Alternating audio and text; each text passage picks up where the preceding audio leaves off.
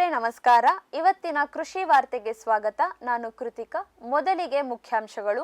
ಹಾವೇರಿಯಲ್ಲಿ ಕಳಪೆ ಗೊಬ್ಬರ ಮತ್ತು ಬೀಜಗಳ ಮಾರಾಟ ಜಾಲ ಸಕ್ರಿಯ. ರಾಜ್ಯದಲ್ಲಿ 639 ರೈತರಿಗೆ ವಂಚನೆ.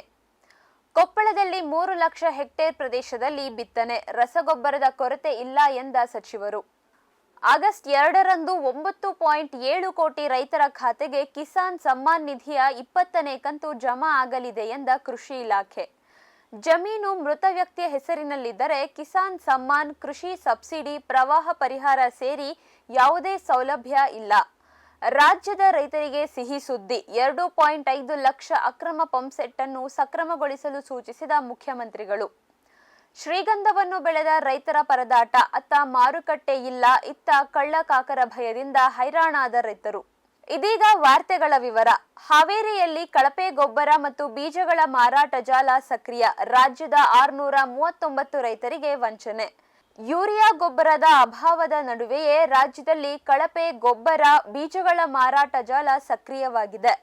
ಪ್ರಸಕ್ತ ಮುಂಗಾರಿನಲ್ಲಿ ಕಳಪೆ ಬೀಜಗಳ ಮಾರಾಟದಿಂದ ಹಾವೇರಿ ಜಿಲ್ಲೆ ಸೇರಿದಂತೆ ರಾಜ್ಯದ 639 ರೈತರಿಗೆ 58 ಲಕ್ಷ ರೂಪಾಯಿ ವಂಚನೆಯಾಗಿದೆ. ಇದರ ಕುರಿತು ರಾಣೆಬೆನ್ನೂರು ಶಹರ ಠಾಣೆಯಲ್ಲಿ ಪ್ರಕರಣ ದಾಖಲಾಗಿದೆ. ಜಿಲ್ಲೆಯ ನಿಸರ್ಗ ಸೀಡ್ಸ್ ಕಂಪನಿಯವರು ರೈತರಿಗೆ ಮಾರಿದ್ದ ಮೆಕ್ಕೆಜೋಳದ ಬೀಜಗಳು ಕಳಪೆ ಎಂಬುದನ್ನು ಕೃಷಿ ಇಲಾಖೆ ಅಧಿಕಾರಿಗಳು ದೃಢಪಡಿಸಿದ್ದರು. ಬೀಜ ತಯಾರಿಸಿದ್ದ ಕಂಪನಿಯ ಮಾಲೀಕರು ಹಾಗೂ ಬೀಜ ಮಾರಿದ್ದ ಮಳಿಗೆಗಳ ಮಾಲೀಕರ ವಿರುದ್ಧ ಪೊಲೀಸ್ ಠಾಣೆಯಲ್ಲಿ ಪ್ರಕರಣ ದಾಖಲಾಗಿದ್ದನ್ನು ನಾವು ವರದಿ ಮಾಡಿದ್ದೆವು. ಅದಾದ ನಂತರವೂ ಹಾವೇರಿಯಲ್ಲಿ ರೈತರಿಗೆ ನಕಲಿ ಗೊಬ್ಬರ ಮತ್ತು ಕಳಪೆ ಬೀಜವನ್ನು ಮಾರಲಾಗುತ್ತಿದೆ ಎಂಬ ಪ್ರಕರಣಗಳು ಕೇಳಿಬರುತ್ತಿವೆ. ಇದನ್ನು ಹತ್ತಿಕ್ಕಲು ಜಿಲ್ಲಾಧಿಕಾರಿಗಳ ಸಮೇತ ಕೃಷಿ ಅಧಿಕಾರಿಗಳ ತಂಡ ಪ್ರಯತ್ನಿಸುತ್ತಿದೆ. ಬಳ್ಳಾರಿಯನ್ನು ತಲುಪಿದ ತಾಳೆ ಬೆಳೆ. ಬೇಸಾಯದ ಕುರಿತು ರೈತರಿಗೆ ಮಾಹಿತಿ ನೀಡಲು ಮಾಡಿದ ಕಾರ್ಯಕ್ರಮ ಯಶಸ್ವಿ. ಬಳ್ಳಾರಿ ಜಿಲ್ಲಾ ಪಂಚಾಯಿತಿ, ತೋಟಗಾರಿಕಾ ಇಲಾಖೆ, ಹಗರಿ ಕೃಷಿ ವಿಜ್ಞಾನ ಕೇಂದ್ರದ ಸಹಯೋಗದಲ್ಲಿ ತಾಳೆ ಬೆಳೆ ಬೇಸಾಯ ಕುರಿತು ತರಬೇತಿ ಮತ್ತು ಅರಿವು ಕಾರ್ಯಕ್ರಮ ಯರಗುಡಿ ಗ್ರಾಮದಲ್ಲಿ ಯಶಸ್ವಿಯಾಗಿ ನಡೆಯಿತು.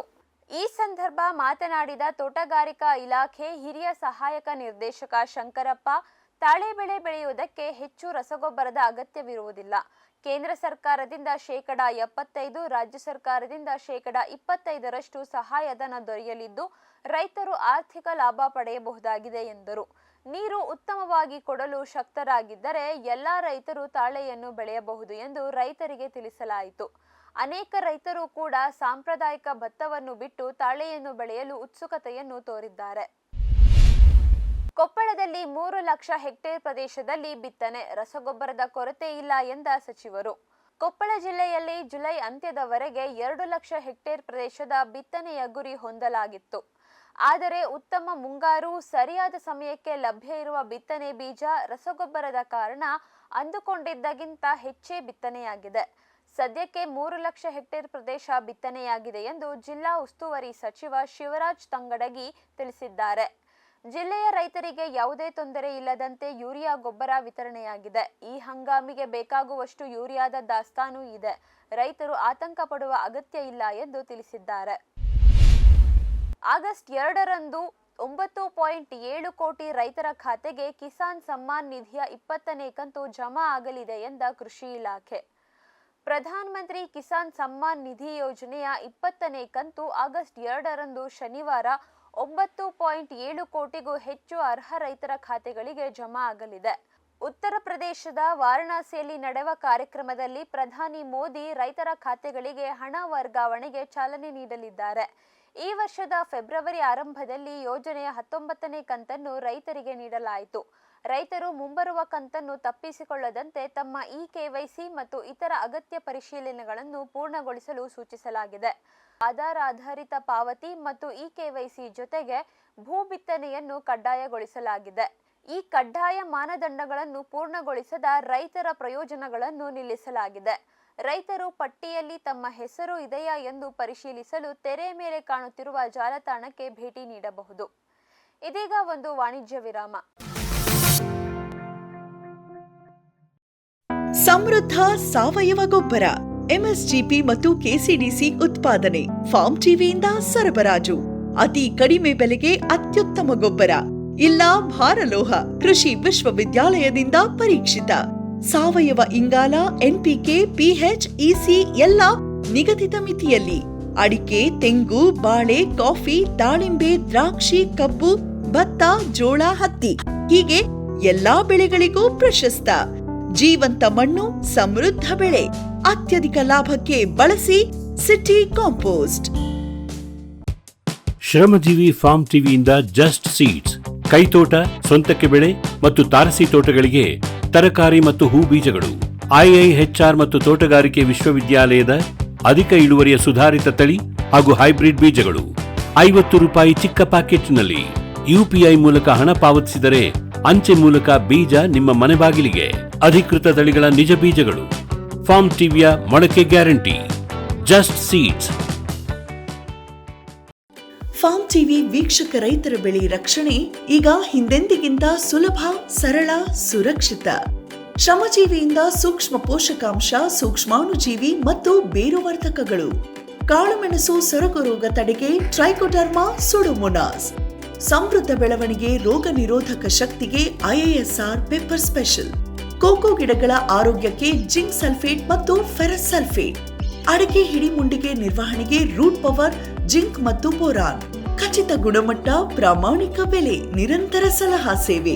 ನಮ್ಮಿಂದಲೇ ಖರೀದಿಸಿ, ನಮ್ಮ ಬದ್ಧತೆಯ ಸೇವೆಗೆ ಬೆಂಬಲ ನೀಡಿ.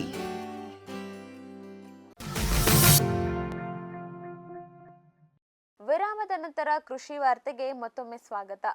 ಜಮೀನು ಮೃತ ವ್ಯಕ್ತಿಯ ಹೆಸರಿನಲ್ಲಿದ್ದರೆ ಕಿಸಾನ್ ಸಮ್ಮಾನ್, ಕೃಷಿ ಸಬ್ಸಿಡಿ, ಪ್ರವಾಹ ಪರಿಹಾರ ಸೇರಿ ಯಾವುದೇ ಸೌಲಭ್ಯ ಇಲ್ಲ. ಮೃತ ವ್ಯಕ್ತಿಯ ಹೆಸರಿನಲ್ಲಿರುವ ಜಮೀನಿನ ಮೇಲೆ ಕಿಸಾನ್ ಸಮ್ಮಾನ್, ಕೃಷಿ ಸಬ್ಸಿಡಿ, ಪ್ರವಾಹ ಪರಿಹಾರ ಸೇರಿದಂತೆ ಯಾವುದೇ ಸೌಲಭ್ಯಗಳು ಅವರ ವಾರಸುದಾರರಿಗೆ ಸಿಗುವುದಿಲ್ಲ ಎಂದು ಕಂದಾಯ ಸಚಿವ ಕೃಷ್ಣ ಭೈರೇಗೌಡ ಸ್ಪಷ್ಟಪಡಿಸಿದ್ದಾರೆ.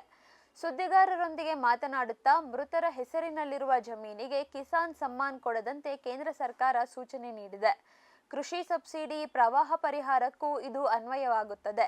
ಹೀಗಾಗಿ ಮೃತರ ಹೆಸರಿನಲ್ಲಿರುವ ಆಸ್ತಿಯಲ್ಲಿ ವಾರಸುದಾರರ ಹೆಸರು ಸೇರಿಸಲು ರಾಜ್ಯದಲ್ಲಿ ಪೌತಿ ಖಾತೆ ಅಭಿಯಾನ ಕೈಗೊಂಡಿದೆ. ವಾರಸುದಾರರ ಹೆಸರಿಗೆ ಜಮೀನು ನೋಂದಣಿ ಮಾಡಿಕೊಡಲಾಗುತ್ತಿದೆ. ಸಹಕರಿಸದೇ ಇರುವ ಕುಟುಂಬದ ಆಸ್ತಿಯನ್ನು ಕೈಬಿಡುತ್ತೇವೆ. ಪೌತಿ ಖಾತೆ ಅಭಿಯಾನ ಮುಗಿದ ತಕ್ಷಣ ಪೋಡಿ ಮುಕ್ತ ಗ್ರಾಮ ಅಭಿಯಾನ ಕೈಗೊಳ್ಳಲಾಗುವುದು ಎಂದು ಹೇಳಿದ್ದಾರೆ. ರಾಜ್ಯದ ರೈತರಿಗೆ ಸಿಹಿ ಸುದ್ದಿ. 2.5 ಲಕ್ಷ ಅಕ್ರಮ ಪಂಪ್ಸೆಟ್ ಅನ್ನು ಸಕ್ರಮಗೊಳಿಸಲು ಸೂಚಿಸಿದ ಮುಖ್ಯಮಂತ್ರಿಗಳು. ರಾಜ್ಯದ 4.5 ಲಕ್ಷ ಅನಧಿಕೃತ ಕೃಷಿ ಪಂಪ್ಸೆಟ್ಗಳ ಪೈಕಿ 2 ಲಕ್ಷ ಪಂಪ್ಸೆಟ್ಗಳನ್ನು ಸಕ್ರಮ ಮಾಡಲಾಗಿದೆ. ಇನ್ನು 2.5 ಲಕ್ಷ ಪಂಪ್ಸೆಟ್ ಸಕ್ರಮ ಬಾಕಿ ಇದ್ದು, ಕುಸುಂಬಿ ಯೋಜನೆಯಡಿ ಅವುಗಳನ್ನು ಸಕ್ರಮ ಮಾಡುವಂತೆ ಮುಖ್ಯಮಂತ್ರಿ ಸನ್ಮಾನ್ಯ ಶ್ರೀ ಸಿದ್ದರಾಮಯ್ಯ ಸೂಚನೆ ನೀಡಿದ್ದಾರೆ.